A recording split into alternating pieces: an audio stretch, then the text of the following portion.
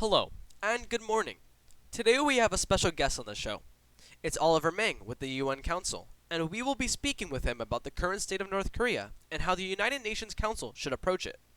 Thanks for having me on your show, Mr. Lavoie. Alright, let's start off.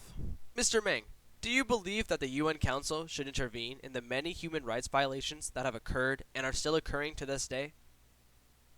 That's actually a good question. And while my position on it is yes, I'm not sure how it would have to be done. For sure, there has to be some debate on how to take the most appropriate approach to this kind of dictatorship. Why do you believe it is so difficult to intervene and help this country? Uh, to start off, we would first have to consider the ideologies and the caste systems already deep rooted into North Korean society, right? So, for example, let's say Juche, the idea of self reliance. The people are very set on maintaining their country by themselves without help or intervention from the outside world. So, therefore, to maintain this kind of ideology, many North Koreans will willfully accept and submit themselves to this type of torture that they consider to be the status quo in this quote unquote blissful paradise that they live in. This is also interconnected with Sungun, which is also known as their military first policy. Wouldn't propaganda be the reason for their thinking? Shouldn't we step in and help these people understand what really goes on in their country and open their eyes to all the suffering that has occurred? Another reason to step in could also be their system of sungbun that determines what your status and position are purely based upon your ancestors from birth. The people that live in torture will forever have their lineage live in torture as well.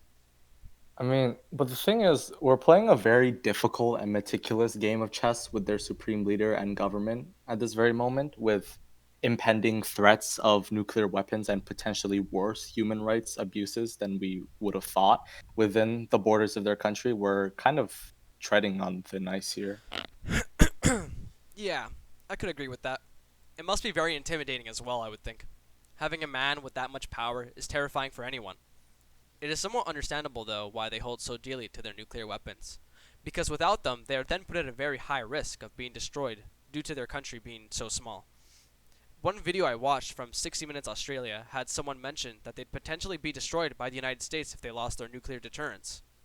We've also implemented ways to slow or potentially stop their nuclear testing and furthering creation of nuclear weapons, though.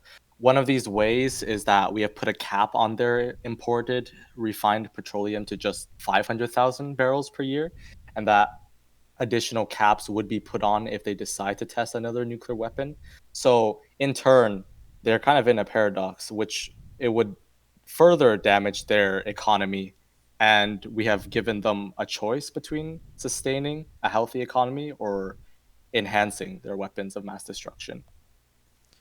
So, do you believe that any further intervention into the DPRK can be done, or would we fall through the ice?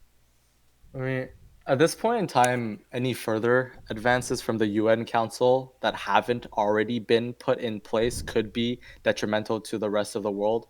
It's really up to the United States, South Korea, and China to handle them, and hopefully we can come to a reasonable deal or consensus that would limit their human rights abuses and help them flourish into a better country. Thank you very much, Oliver, for coming on the show. Thank Uh, you too. I think that concludes our show. Have a great day, everyone, and we'll hope to have you on the show some other time, Oliver. Yes.